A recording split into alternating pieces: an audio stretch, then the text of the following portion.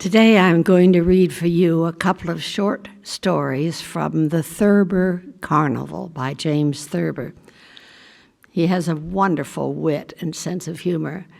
The first one is called The Secret Life of Walter Mitty, and I have remembrance, I think, of seeing Danny Kaye do something based upon this once, which was really great fun.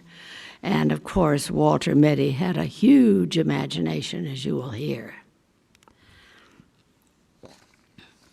We're going through, the commander's voice was like thin ice breaking. He wore his full dress uniform with the heavily braided white cap pulled down rakishly over one cold gray eye. "We can't make it, sir. It's spoiling for a hurricane, if you ask me." "I'm not asking you, Lieutenant Berg," said the commander. "Throw on the power lights. Rev her up to 8,500. We're going through." The pounding of the cylinders increased to pocket-a, pocket-a, pocket-a, pocket-a, pocket-a. The commander stared at the ice forming on the pilot window. He walked over and twisted a row of complicated dials. "Switch on the number 8 auxiliary," he shouted. "Switch on the number 8 auxiliary," repeated Lieutenant Berg. "Full strength in on number 3 turret," shouted the commander. "Full strength on number 3 turret." The crew, bending to their various tasks in the huge, hurtling, 8-engined Navy hydroplane, looked at each other and grinned. "The old man'll get us through," they said to one another. "The old man ain't afraid of hell." "Not so fast. You're driving too fast," said Mrs. Mitty. "Why are you driving so fast?" Said Walter Mitty. He looked at his wife in the seat beside him with shocked astonishment. She seemed grossly unfamiliar, like a strange woman who had yelled at him in a crowd. "You were up to 55, she said. "You know I don't like to go more than 40. You were up to 55. Walter Mitty drove on toward Waterbury in silence, the roaring of the SN 202 through the worst storm in 20 years of Navy flying fading in the remote, intimate airways of his mind. "You're tensed up again," said Mrs. Mitty. "It's one of your days. I wish you'd let Dr. Remshaw look you over." Walter Mitty stopped the car in front of the building where his wife went to have her hair done. "Remember to get those overshoes while I'm having my hair done," she said. "I don't need overshoes," said Mitty. She put her mirror back into her bag. "We've been through all of this," she said, getting out of the car. "You're not a young man any longer." He raced the engine a little. "Why don't you wear your gloves? Have you lost your gloves?" Walter Mitty reached in a pocket and brought out the gloves. He put them on, but after she had turned and gone into the building and he had driven onto a red light, he took them off again. "Pick it up, brother," snapped a cop as the light changed, and Mitty hastily pulled on his gloves and lurched ahead. He drove around the streets aimlessly for a time, and then he drove past the hospital on his way to the parking lot. "It's the millionaire banker, Wellington McMillan," said the pretty nurse. "Yes," said Walter Mitty, removing his gloves slowly. "Who has this case?" "Dr. Renshaw and Dr. Benbow, but there are 2 specialists here, Dr. Remington from New York and Mr. Pritchard Mitford from London." he flew over. A door opened down a long, cool corridor, and Dr. Remshaw came out. He looked distraught and haggard. "Hello, Mitty," he said. "We're having the devil's own time with Macmillan, the millionaire banker and close personal friend of Roosevelt. Obstreperous of the ductal tract, tertiary. Wish you'd take a look at him." "Glad to," said Mitty. In the operating room, there were whispered introductions. Dr. Remington, Dr. Mitty, Mr. Pritchard Mitford, Dr. Mitty. "I've read your book on streptotrichosis," said Pritchard Mitford, shaking hands. "A brilliant performance, sir." "Thank you," said Walter Mitty. "Didn't know you were in the States, Mitty," grumbled Remington.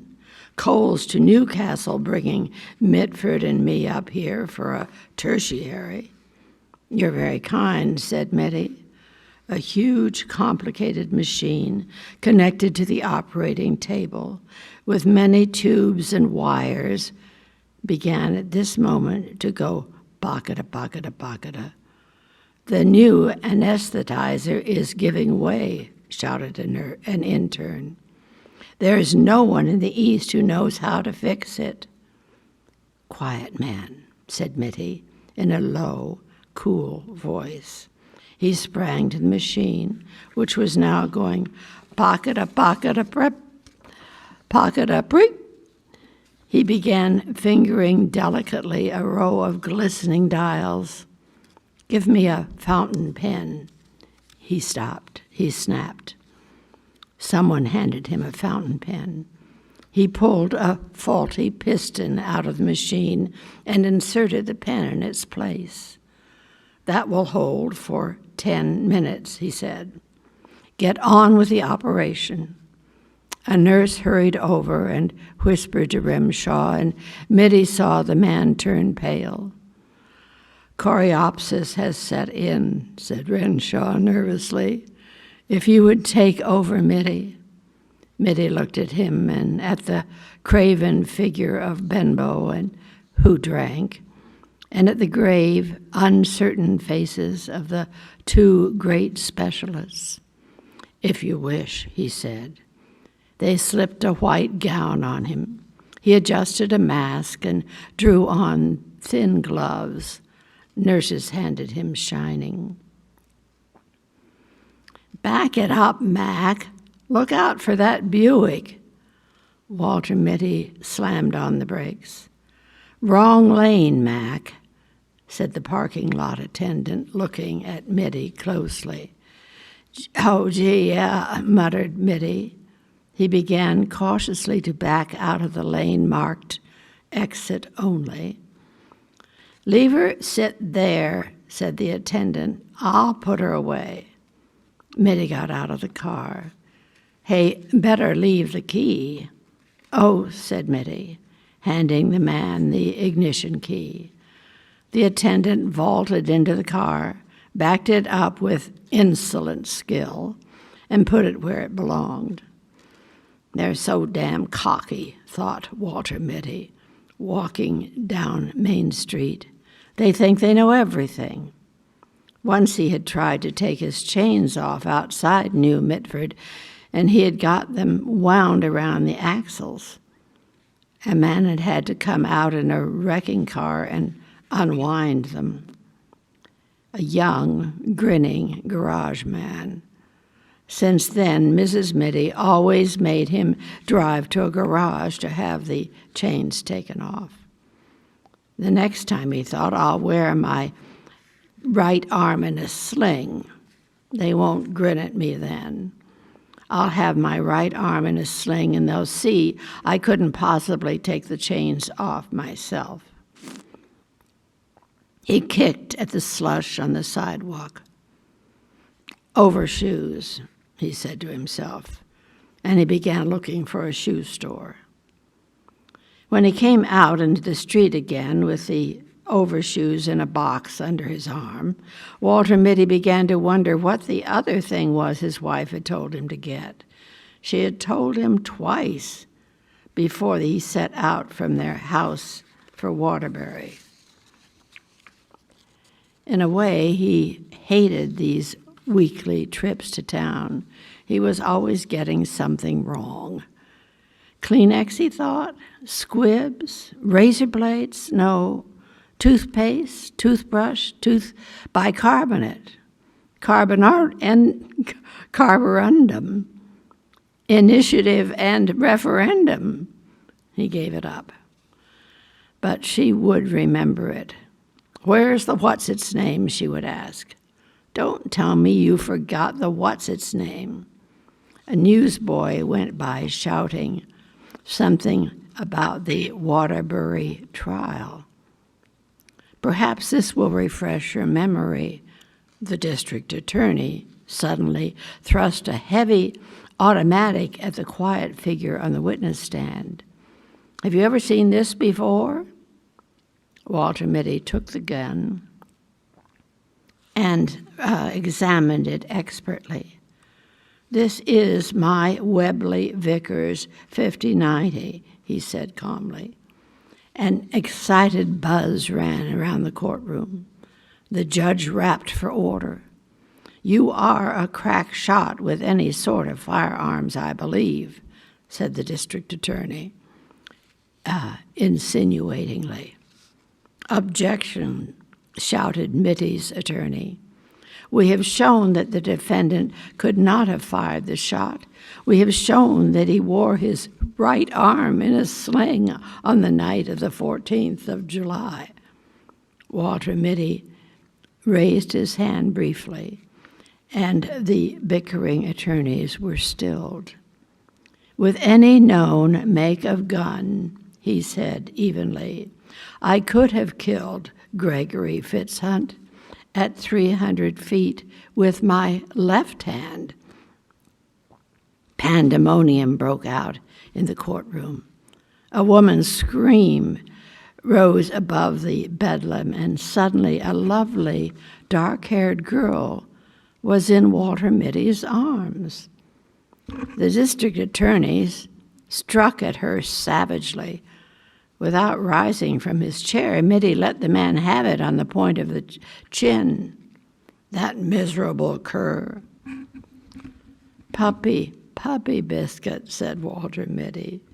He stopped walking out of the buildings at Waterbury, rose up. He stopped walking, and the buildings of Waterbury rose up out of the misty courtroom and surrounded him again. A woman who was passing laughed. "He said puppy biscuit," she said to her companion. "That man said puppy biscuit," to himself. Walter Mitty hurried on. He went into an A&P, not the first one he came to, but a smaller one further up the street. "I want some biscuit for small, young dogs," he said to the clerk.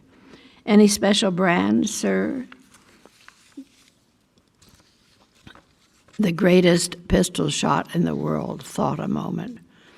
"It says puppies bark for it on the box," said Walter Mitty. His wife would be through at the hairdresser's in 15 minutes. Mitty saw in looking at his watch. Unless they had trouble drying it, sometimes they had trouble drying it. She didn't like to get to the hotel first. She would want him to be there waiting for her, as usual.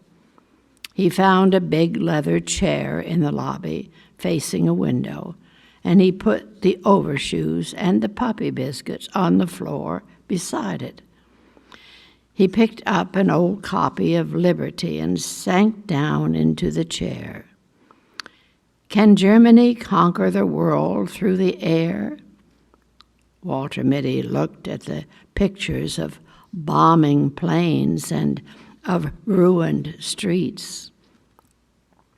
The cannonading has got the wind up in young Raleigh, sir, said the sergeant. Captain Mitty looked up at him through tousled hair. Get him to bed, he said wearily. With the others, I'll fly alone. But you can't, sir, said the sergeant anxiously.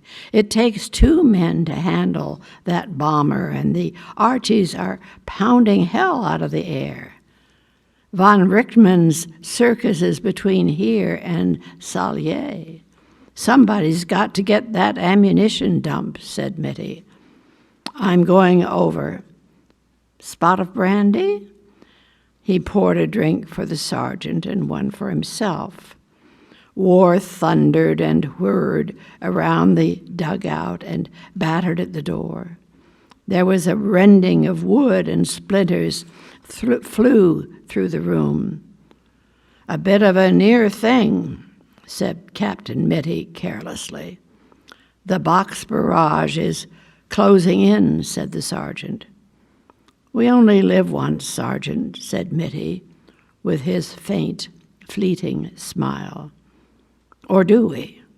He poured another brandy and tossed it off. I never see a man who could hold his brandy like you, sir, said the sergeant. Begging your pardon, sir. Captain Mitty stood up and snapped on his huge Webley Vickers automatic. It's 40 kilometers through hell, sir, said the sergeant. Mitty finished one last brandy. After all, he said softly, what isn't? The pounding of the cannon increased.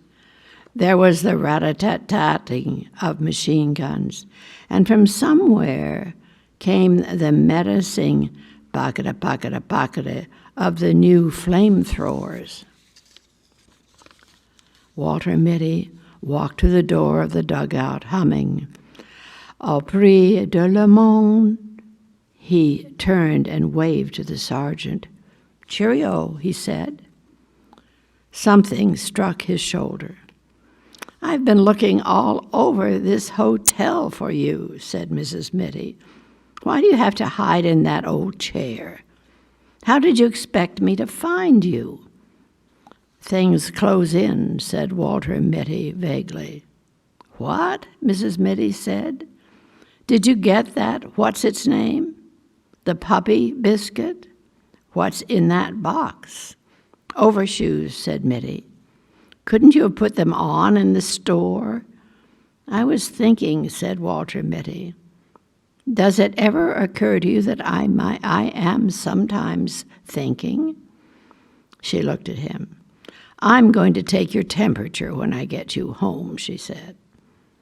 They went out through the revolving doors that made a fairly derisive whistling sound when you pushed them.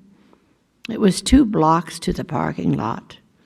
At the drugstore in the corner, she said, Wait here for me, I forgot something. I won't be a minute. She was more than a minute. Walter Mitty lighted a cigarette. It began to rain with sleet in it. He stood up against the wall of the drugstore, smoking. He put his shoulders back and his heels together. To hell with a handkerchief, said Walter Mitty scornfully. He took out one last drag on his cigarette and stamped it away. Then with that faint, fleeting smile playing about his lips, he faced the firing squad, erect and motionless, proud and disdainful. Walter Mitty, the undefeated, inscrutable to the last. Marvelous imagination, isn't it? This second story is also fun and full of imagination. Scribner's Magazine published a series of 3 short stories by Thurber. One was called If Booth Had Missed Lincoln. The other, If Lee Had Not Won the Battle of Gettysburg. And the third, if Napoleon had escaped to America. This is the fourth. It's called, If Grant Had Been Drinking at Appomattox. The morning of the 9th of April, 1865, dawned beautifully. General Meade was up with the first streaks of crimson in the eastern sky. General Hooker and General Burnside were up and had breakfasted by 8:15. The day continued beautiful. It drew on toward 11 o'clock. General Ulysses S. Grant was still not up. He was asleep in his famous old Navy hammock, swung high above the floor of his headquarters bedroom. Headquarters was distressingly disarranged. Papers were strewn on the floor, confidential notes from spies scurried here and there in the breeze from an open window. The dregs of an overturned bottle of wine flowed pinkly across an important military map. Corporal Schultz of the 65th Ohio Volunteer Infantry, aide to General Grant, came into the outer room, looked around him, and sighed. He entered the bedroom and shook the general's hammock roughly. General Ulysses S. Grant opened one eye. "Pardon, sir," said Corporal Schultz, "but this is the day of surrender. You ought to be up, sir." "Don't swing me," said Grant sharply, for his aide was making the hammock sway gently. "I feel terrible," he added, and he turned over and closed his eye again. "General Lee will be here any minute now," said the corporal firmly, swinging the hammock again. "Will you cut that out?" roared Grant. "Do you want to make me sick or what?" Schultz clicked his heels and saluted. "What's he coming here for?" asked the general. "This is the day of surrender, sir," said Schultz. Grant grunted bitterly. 350 generals in the northern armies, said Grant, and he has to come to me about this. What time is it? You're the commander-in-chief, that's why, said Corporal Schultz. It's 11:25, sir. Don't be crazy, said Grant. Lincoln is the commander-in-chief. Nobody in the history of the world ever surrendered before lunch. Doesn't he know that an army surrenders on its stomach? He pulled a blanket up over his head and settled himself again. The generals of the Confederacy will be here any minute now, said the corporal. You really ought to be up, sir. Grant stretched his arms above his head and yawned. All right, he said. He rose to a sitting position and stared about the room. This place looks awful, he growled. You must have had quite a time of it last night, sir, ventured Schultz. Yep, said Grant, looking around for his clothes. I was wrestling some general with a beard. Schultz helped the commander of the northern armies in the field to find his clothes. Where's my other sock? Demanded Grant. Schultz began to look around for it. The general walked uncertainly to a table and poured a drink from a bottle. I don't think it's wise to drink, sir, said Schultz.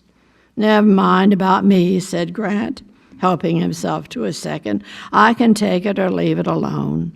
Didn't you ever hear the story about the fellow went to Lincoln to complain about me drinking too much? So-and-so says Grant drinks too much. This fellow said, so-and-so is a fool, said Lincoln. So this fellow went to what's-his-name and told him what Lincoln said, and he came around to Lincoln about it. Did you tell so-and-so I was a fool, he said. No, said Lincoln. I thought he knew it. The general smiled reminiscently and had another drink. That's how I stand with Lincoln, he said proudly. The soft thudding sound of horses' hooves came through the open window. Schultz hurriedly walked over and looked out. Hoof steps, said Grant with a curious chortle.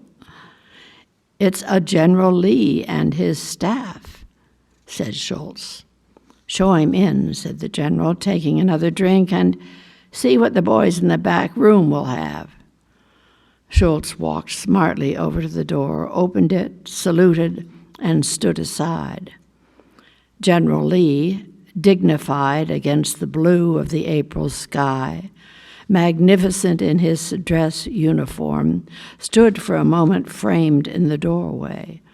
He walked in, followed by his staff. They bowed and stood silent. General Grant stared at them. He only had one boot on, and his jacket was unbuttoned. I know who you are, said Grant. You're Robert Browning, the poet. This is General Robert E. Lee, said one of his staff coldly. Oh, said Grant, I thought he was Robert Browning. He certainly looks like Robert Browning. There was a poet for you. Lee Browning. Did you ever read how they brought the good news from Ghent to A? Up Derrick to saddle, up Derrick, away, up Dunder, up Blitzen, up Prancer, up Dancer, up Bouncer, up Vixen, up...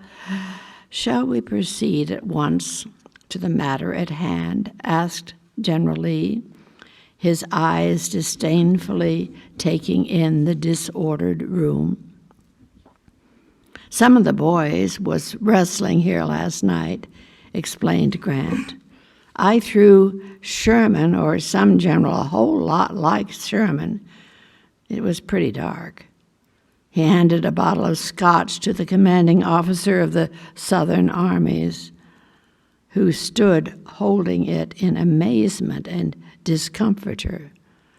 Get a glass, somebody, said Grant, looking straight at General Longstreet. Didn't I meet you at Cold Harbor, he asked. General Longstreet did not answer. I should like to have this over with as soon as possible, said Lee. Grant looked vaguely at Schultz, who walked up close to him, frowning. The surrender, sir, the surrender, said Corporal Schultz in a whisper. Oh, sure, said Grant. He took another drink. All right, he said, here we go. Slowly, sadly, he unbuckled his sword. Then he handed it to the astonished Lee. There you are, General, said Grant. We damn near licked you. I'd have been feeling better. If I'd been feeling better, we would have licked you.